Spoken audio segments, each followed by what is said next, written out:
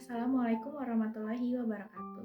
Perkenalkan, nama saya Desi Nastiani. Saya lahir di Ciamis pada tanggal 31 Desember 2004. Beberapa hari setelah peristiwa tsunami Aceh yang sangat besar pada waktu itu.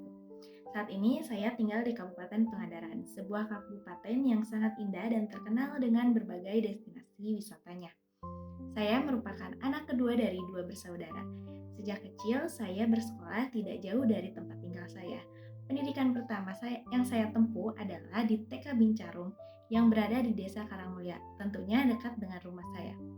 Nah, menariknya saya mulai masuk TK pada usia sekitar 3 tahun. Hal ini karena kedua orang tua saya bekerja sehingga tidak ada yang menjaga saya di rumah. Akhirnya, orang tua saya memutuskan untuk memasukkan saya ke TK lebih awal. Bahkan saat itu saya sering disebut sebagai anak bawang.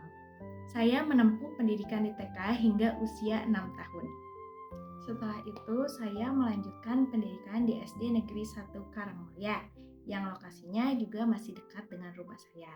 Selama di sekolah dasar, saya menjalani hari-hari belajar dengan penuh kesenangan. Ketika memasuki kelas 4 SD, saya mulai aktif mengikuti kegiatan ekstrakurikuler, yaitu pramuka dan drum band. Melalui kegiatan pramuka, saya sering mengikuti berbagai kegiatan perkemahan sejak kelas 4 hingga kelas 6 SD. Kegiatan ini sangat berkesan bagi saya karena membantu menumbuhkan jiwa kepemimpinan, rasa gotong royong, keberanian untuk tampil, serta kemampuan berbicara di depan banyak orang. Selain itu, saya juga mengikuti ekstrakurikuler drum band. Dalam kegiatan tersebut, saya mendapat kesempatan untuk menjadi mayoret. Hal itu menjadi pengalaman yang sangat berharga bagi saya karena membuat saya lebih semakin percaya diri untuk tampil di depan banyak orang. Setelah lulus dari sekolah dasar, saya melanjutkan pendidikan ke jenjang SMP, yaitu SMP Negeri 1 Padalarang. Di jenjang ini, saya semakin berusaha mengembangkan diri dengan aktif, mengikuti berbagai kegiatan organisasi dan ekstrakurikuler seperti OSIS, Paskibra, dan Pramuka. Pada saat kelas 1 SMP, saya dipercaya untuk menjabat sebagai wakil ketua OSIS. Pengalaman ini tentu menjadi salah satu titik penting dalam perjalanan saya, karena di sanalah saya kembali belajar banyak hal tentang kepemimpinan, kerjasama, kebersamaan, serta kemampuan berbicara di depan umum. Kemudian pada kelas 2 SMP, saya kembali mendapatkan kepercayaan untuk menjadi ketua OSIS.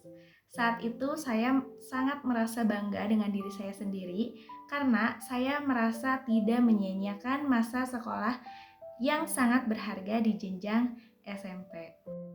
Selain aktif di OSIS, saya juga aktif di ekstrakurikuler Paskibra, di mana saya sangat sering terlibat dalam kegiatan pengibaran bendera bersama teman-teman. Di kegiatan pramuka, saya juga menjadi bagian dari pasukan inti sekolah. Setelah lulus dari SMP, saya melanjutkan pendidikan sekolah menengah atas di SMA Negeri 1 Banjarsari, Kabupaten Ciamis. Sekolah ini masih cukup dekat dengan rumah saya, karena kebetulan tempat tinggal saya berada di wilayah perbatasan antara Kabupaten Pangandaran dan Kabupaten Ciamis. Namun, pengalaman masa SMA saya sedikit berbeda karena saat itu sedang berlangsung pandemi COVID-19. Akibatnya, proses belajar tidak berjalan secara normal. Saya baru bisa mulai belajar tatap muka dan berinteraksi langsung dengan teman-teman serta guru pada saat kelas 2 SMA. Itu pun masih dengan berbagai penyesuaian. Nah, baru ketika kelas 3 SMA, saya benar-benar bisa merasakan suasana belajar di kelas secara lebih normal bersama teman-teman dan guru-guru saya. Selama di SMA, saya cukup menyukai mata pelajaran geografi dan sosiologi.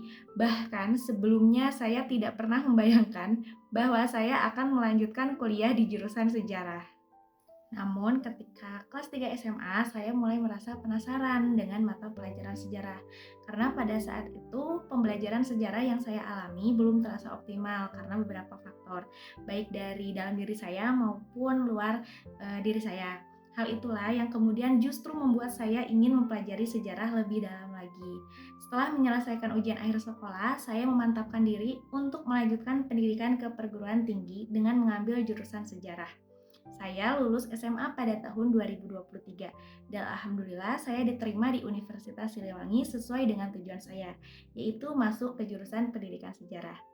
Ketika menjadi mahasiswa baru, saya sempat merasakan culture shock. Cara belajar di perguruan tinggi ternyata cukup berbeda dibandingkan saat di bangku sekolah. Tidak bisa dipungkiri bahwa saya sempat merasa kewalahan.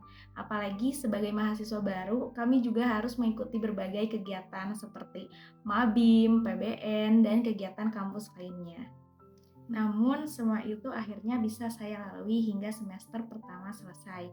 Dari pengalaman tersebut, saya belajar untuk menjadi lebih tegar, sabar, dan mampu beradaptasi dengan dunia perkuliahan. Selain itu juga, saya juga bertemu dengan banyak teman baru dari berbagai daerah yang membuat pengalaman kuliah semakin menjadi seru dan menyenangkan. Memasuki semester 3, saya mulai menemukan teman-teman yang memiliki frekuensi yang sama. Dan hingga sekarang kami masih berteman baik. Pada semester ini juga kami melaksanakan kuliah kerja lapangan dengan tujuan ke Yogyakarta dan Solo. Dalam kegiatan tersebut, kami belajar secara langsung dengan mengunjungi berbagai situs sejarah, museum-museum, keraton, dan menghasilkan luaran berupa makalah serta video pendek.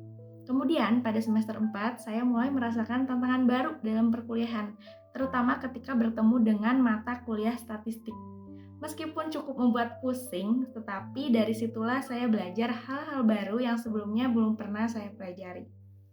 Selanjutnya, pada semester 5, saya melaksanakan kembali kuliah kerja lapangan atau KKL kedua dengan tujuan ke Malang, Surabaya, dan Yogyakarta. Pada KKL ini, saya menghasilkan artikel ilmiah dan video mengenai tempat-tempat yang kami kunjungi.